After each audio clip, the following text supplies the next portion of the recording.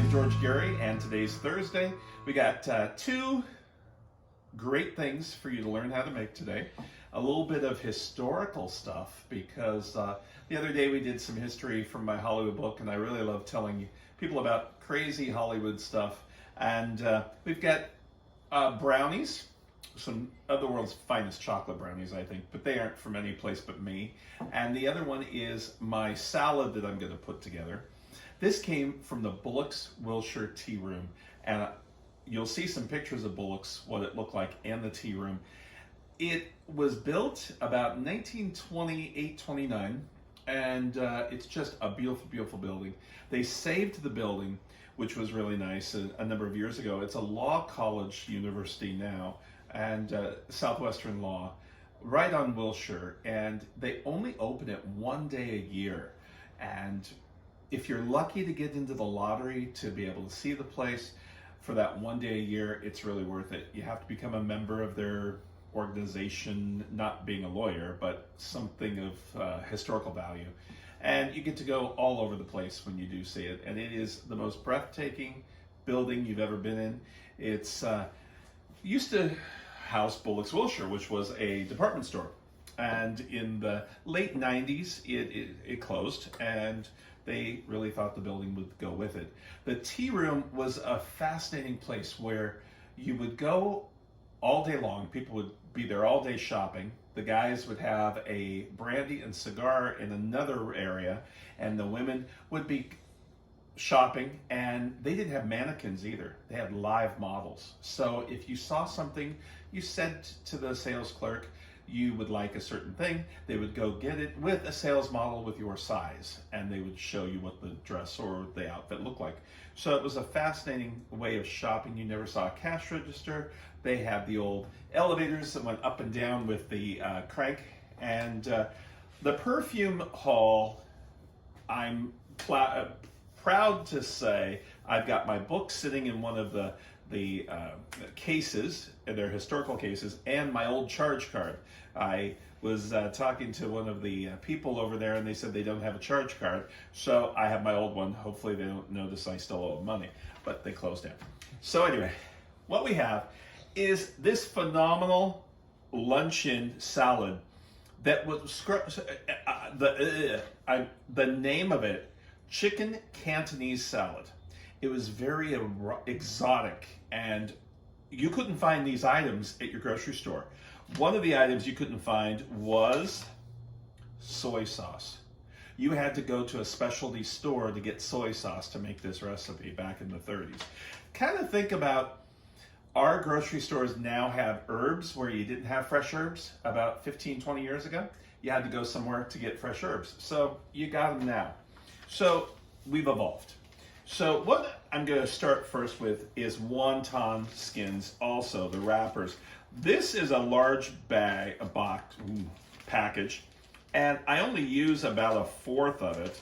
And what we do is I kept this so it wouldn't dry out. They don't dry out as much as phyllo dough does, but you're going to cut it into ribbons like this.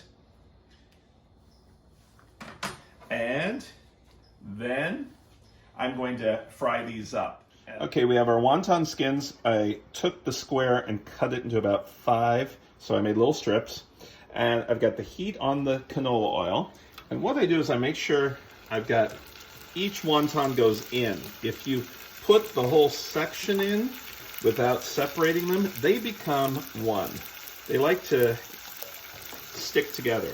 Slotted spoon or something like that. And what I do is I don't turn them over necessarily. I just push down on them so both sides get the coloring. And when I do this, I start pulling them out a little bit sooner because they seem to get darker after they've come out of the frying oil. So just like that. And one more douse. Push down, pull up, and then put it on some paper toweling. I had somebody the other day say, well, they use newspaper underneath them, then paper toweling, but good luck trying to find a newspaper nowadays.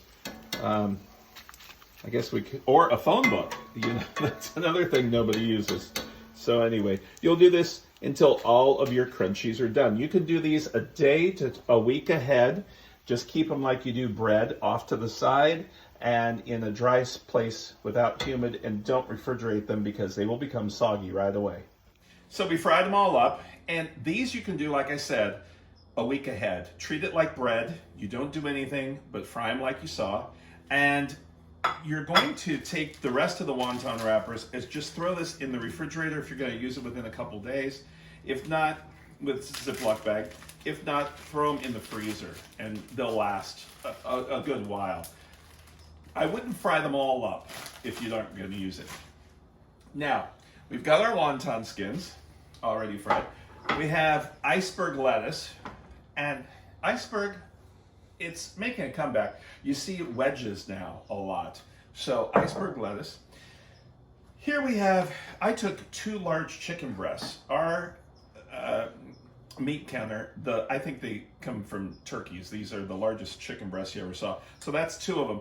You need about 3 cups of cooked chicken cooled down. So what I did is I just cooled it down and I boiled this up a little bit. If you want, you can take a regular chicken, a rotisserie chicken, and use that, and just take 2 forks to pull the meat apart while it's still warm.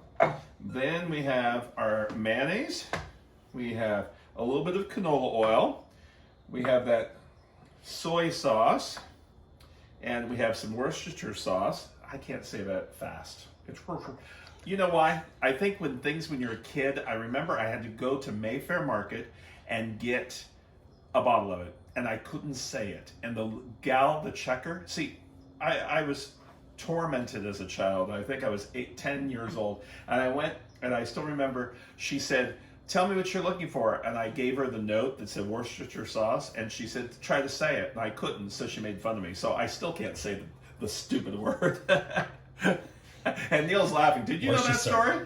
Yes. Did you know that story? You told that many times. Oh, Neil, he's been around for a few years, so that's the good thing about when you get older and you've been around the same people. They forget because they start getting part-timers. So hopefully it would hurry up and he'd get part-timers. Also, we're going to use some mustard and a little bit slivered almonds. That's all it is. Now, this is going to have a familiar taste to it also when you taste it, because you're going to think of something homey. So what we're going to do is take all of our ingredients, our oil, our soy sauce that I had to go to a foreign place to get, Worcestershire sauce that I did not get at Mayfair Market because they picked on me, our mayonnaise, and we're making the dressing. Your mustard. Mayonnaise is in there already. Our mustard, we just blend that up. Now, first you look at this and you don't think there's going to be enough, but this is plenty for that chicken. And I'm going to take this and blend this in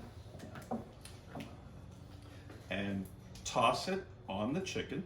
I don't like a lot of dressing either, and this is just the right amount of dressing.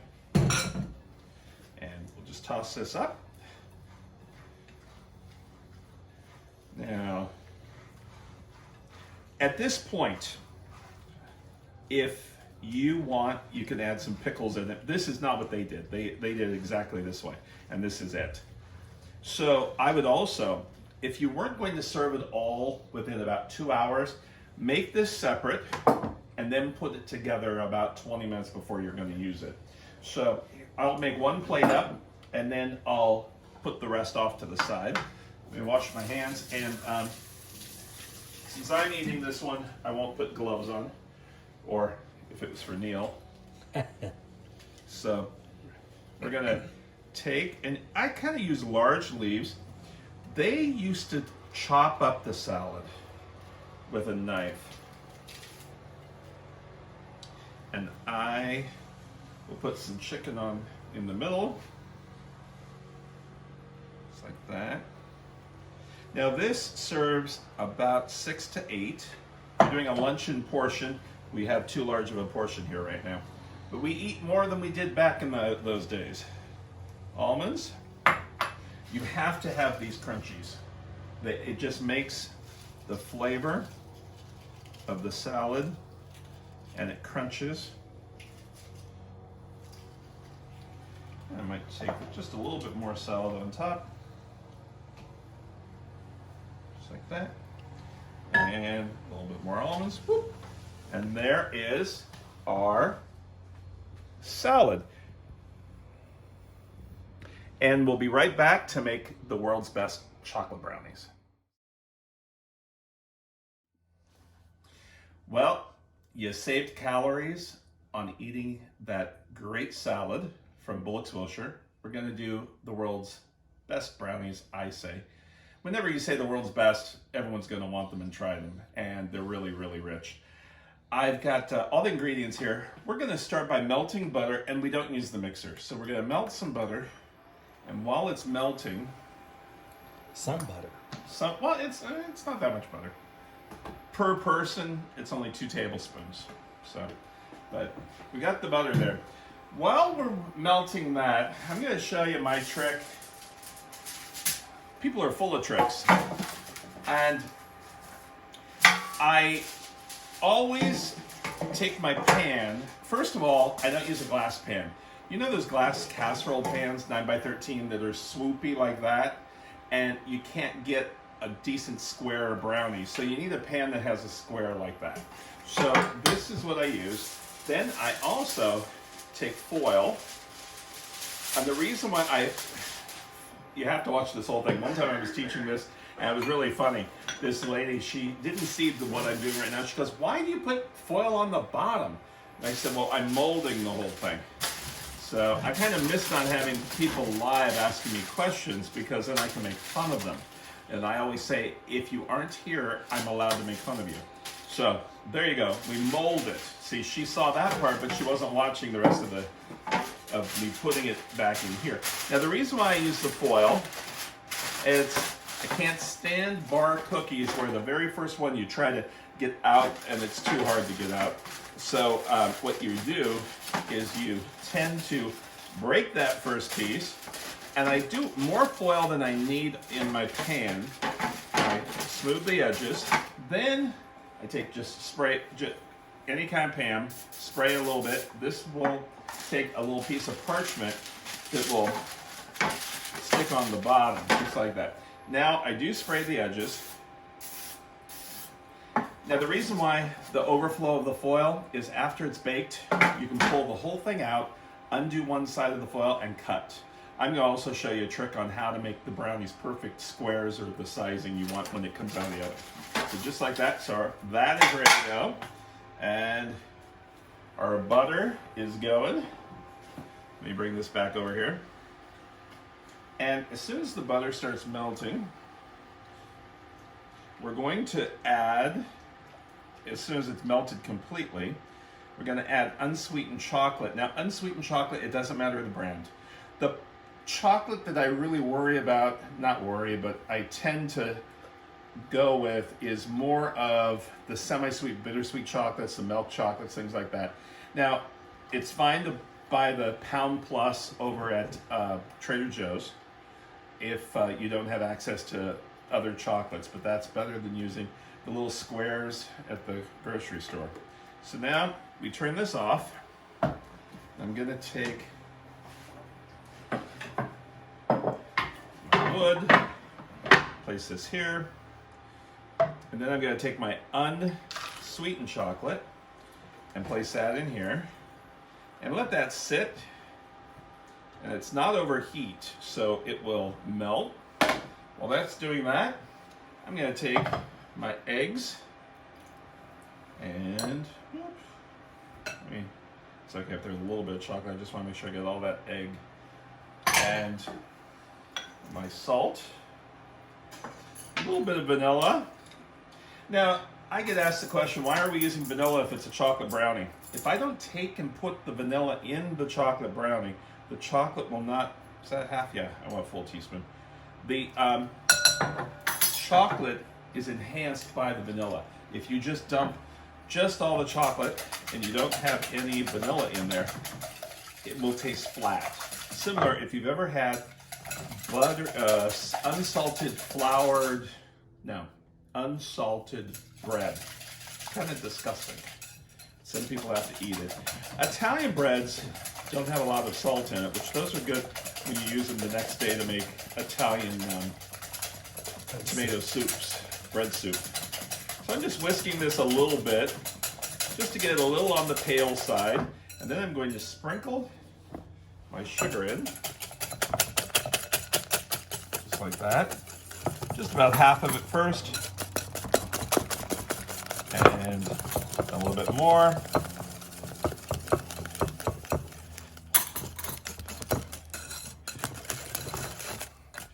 And the rest of it.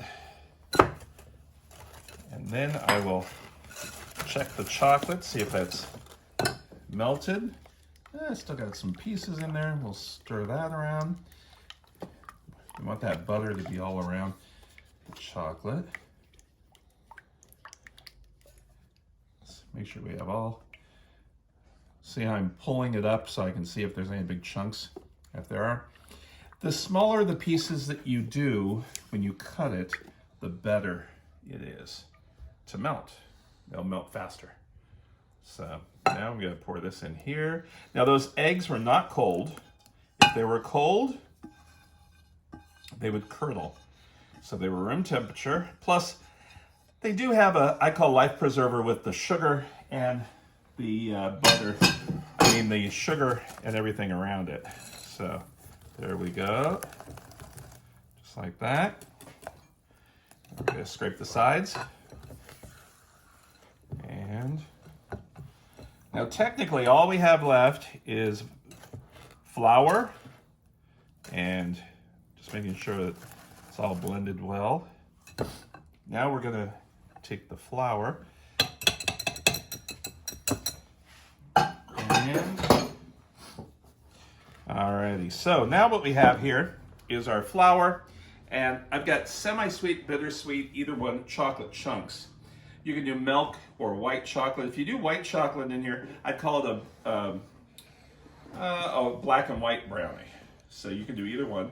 You just want to make sure this slowly, I don't use the mixer, we don't need it. As long as we incorporate this and you don't have any big chunks of flour. And just to make sure, I'll take the whisk, just whisk through it one time real quick. Yeah, I've got a few chunks of flour, so I can see that's, ooh. Nuts are also optional. Normally I'm not a pecan person to go into my brownies, but I had some, so there's our chocolate chunks, just coarsely. Pecans, blend that in. And you could use chocolate chips if you want. When you do buy chocolate chips, look at the package and make sure it says real vanilla, not vanillin. Vanillin is a, imitation vanilla. It doesn't taste very good. It gives people headaches. So here's our mixture. And we'll pour that in. And we will put this into the oven, bake it for about, I think it's 35 minutes. All the recipes, everything will be up on the site. So since you saved calories on that salad, you can have 2 brownies now. We'll smooth that out. And we'll put this in the oven. And we'll be right back when it comes out. Okay, our brownies came out. Remember we made that chicken salad, Cantonese chicken salad. So we've got the brownies, and they're you can still feel heat, but they aren't hot. So remember the foil? So what I do is you can pull it out like this, but I need to teach you how to cut the brownies perfectly. So I'm going to keep the foil there. I'm going to use a board, or this will be my serving board if I want. Turn it upside down. Bring the foil. And what's really nice is you don't have a pan that's really dirty in the crevices. In fact, you could almost start cooking again with that. And we'll pull the foil off. Then we have our parchment paper. Now remember, the parchment paper is the size of the pan, pretty close. So what I do is keep the parchment on, And how many slices do you want out of this? Let's go if you want 2, you just peel it back halfway, the paper, and the paper will be your guide, just like that. And you might get a chunk of chocolate. And yeah, they're nice and gooey. So there's that. Now, if you go this way, you cut each into a 4th. And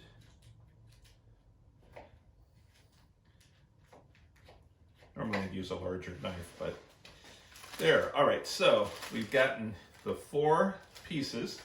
Now, at this point, you can eyeball it. So if you want 16, you'll do 4 big brownies in each one. So that'd be 4, 16. Or if you want 24, you do 6 in each.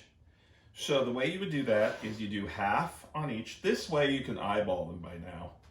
You should be able to. And you'll want 6. Whoop. Like here and here. And there is 6 brownies. Turn these over. And you've got your brownies. And they're fudgy. And they're good. And we'll do 6 on the bottom. And a couple on top. That one, whoop, that goes with that one. See, the chocolate oozes. If you look at the chocolate here, it's coming out like crazy. Because do you remember back in the olden days when you were a kid and you'd see the chocolate chip cookie recipe, Toll House? They would do Toll House cookies with the chocolate chips, and you would see the chocolate chips when they break open and a cookie and the chocolate would be oozing out like that. Well, now the chips are kind of made to not ooze, and they don't act the same. So when you use the real chocolate like we're doing, at the end, well, okay, if it breaks in half, you get to eat it. There you go. There are your brownies. Now, take the cap off. I really don't ice my brownies too much. Powdered sugar, then you don't have to worry about them too much. And there are the brownies to go with that salad. So you can have 2 of these, like I said. Thanks so much for joining us. I hope you have a great day. Wash your hands, and we'll see you tomorrow. Take care.